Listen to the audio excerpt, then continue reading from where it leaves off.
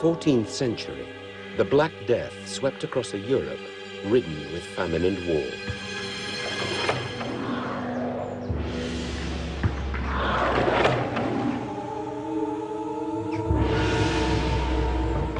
In just 2 years, this terrible plague was to claim over 20 million lives. Medieval man's struggle against a mysterious disease would alter the course of European history and prove a devastating turning point.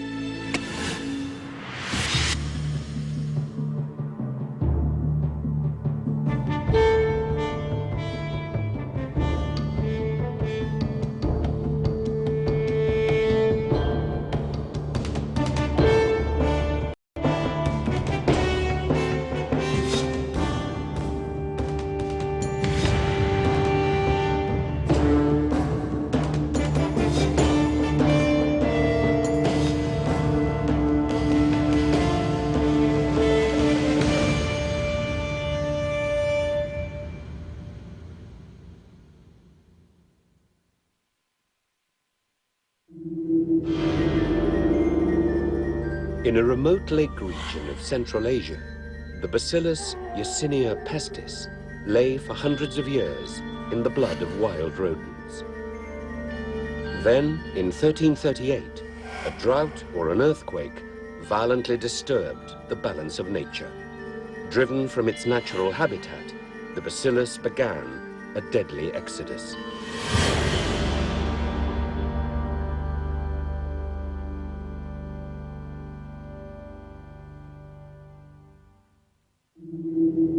From its cradle in Central Asia, the plague slowly migrated towards man. It was carried in the bloodstream of black rats and in the fleas which fed on them. The bacillus spread quickly as it moved along trade routes in the blood of infected rats.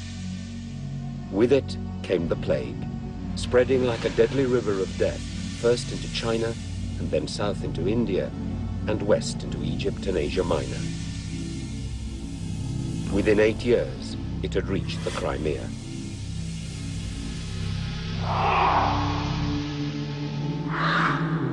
Rumors of a terrible plague raging in the east began to circulate through the Mediterranean seaports, but no one thought this disease would strike Europe.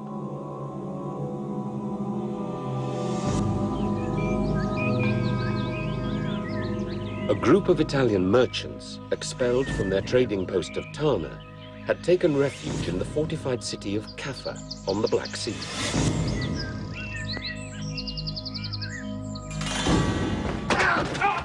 Tensions between the Christian merchants from Italy and the local Muslim residents erupted in a street brawl. A minor skirmish soon became a war. The Muslims sought help from their local Mongol prince to lay siege to the Italians inside the walls of Caffa. The siege was almost a year old when the plague erupted amongst the Mongol army. So many soldiers died that they were forced to call off the siege.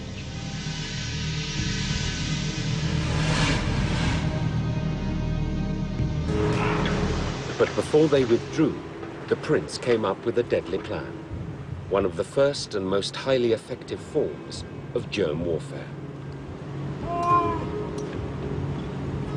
Giant wooden siege machines were already lined up outside the city walls.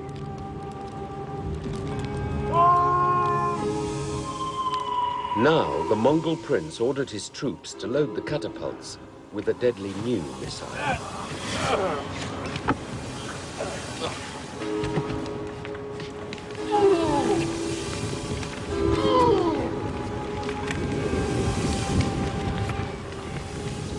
One by one, the rotting carcasses of plague-infected soldiers were hurled through the air over Caffa's walls.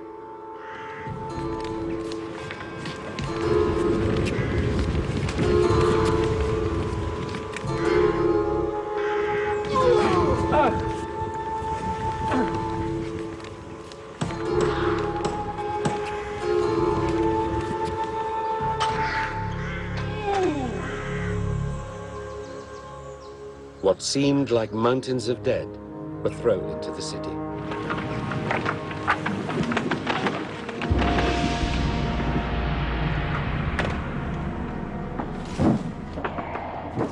Soon the rotting corpses tainted the air and poisoned the water supply.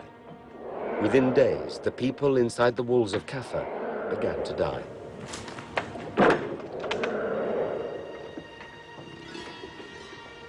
Those merchants who could escape hurried aboard their galleys and prepared to set sail for Italy.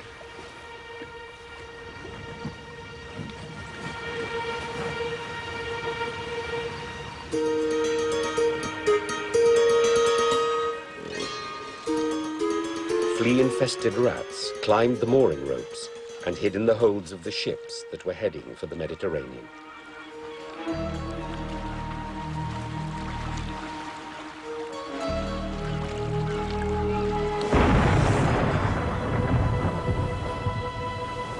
Little did the sailors know what a deadly cargo they were carrying. No one noticed that the shipboard rats were diseased.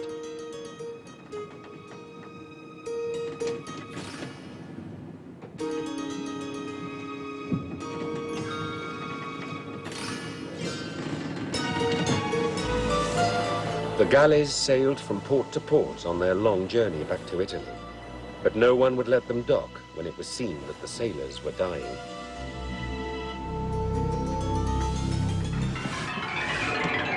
In October 1347, the merchants finally reached the port of Messina in Sicily.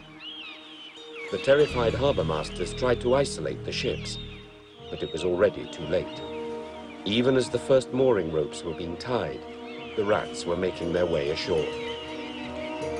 Although the galleys were forced to move on, this brief encounter was long enough for the Black Death to enter Europe.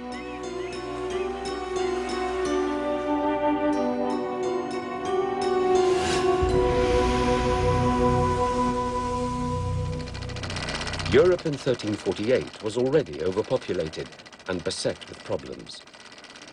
Weakened by wars, harvest failures, famines, and other epidemics, the plague was yet another in a series of disasters to strike Europe.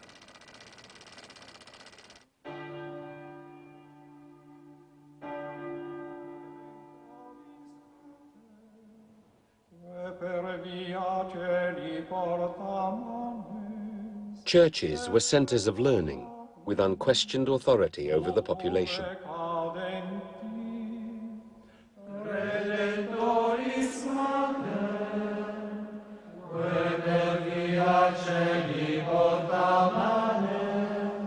With no other explanations of life to turn to, people looked to the church and their local priest for spiritual support and solace.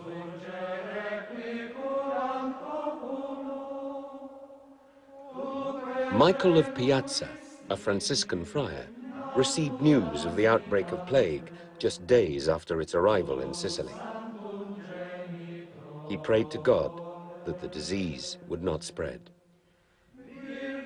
Pater noster qui es in celis, sanctificetur nomen tuum, adveniat regnum tuum, fiat voluntas tua, sicut in cielo et in terra.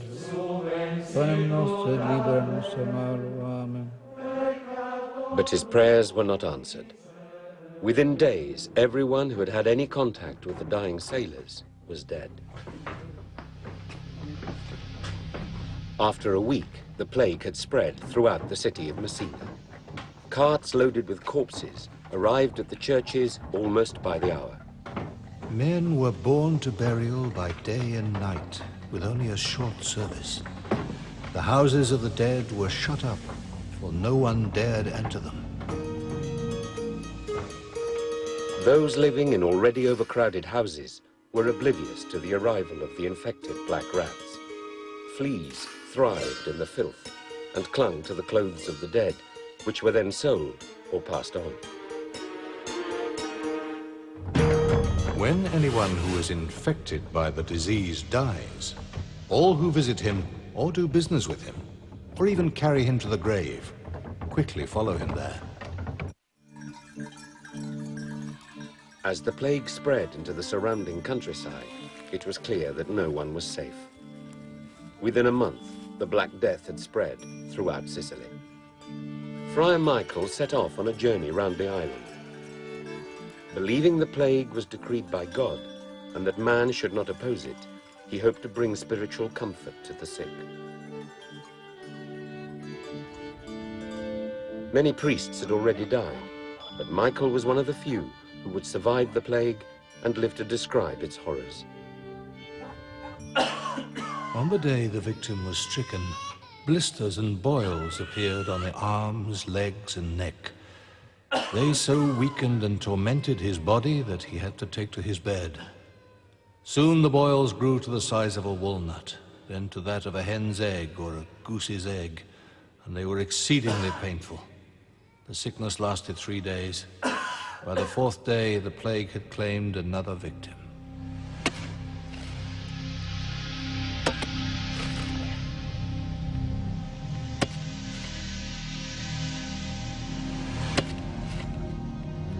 People reacted to the plague with astonishment, bewilderment, and terror. They thought they were witnessing the end of the world, God's punishment for all the sin on earth. Kind God, I beg that your anger may cease, that you do not destroy sinners in this way, and that you do not allow the just to be condemned with the unjust. Most people believed that the plague was literally hell on earth, the last triumph of evil before the coming of Christ in judgment. With hundreds dying every day, Michael was one of the few priests still devoted enough to give the last rites and pray for the souls of the dying.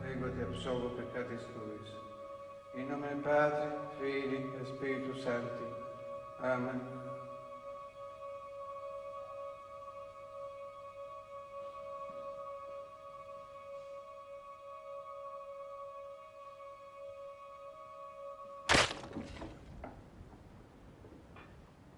Such was the number of victims that there was no more hallowed ground in which to bury the dead.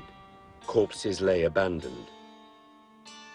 Bodies were buried hundreds at a time in plague pits outside the city walls.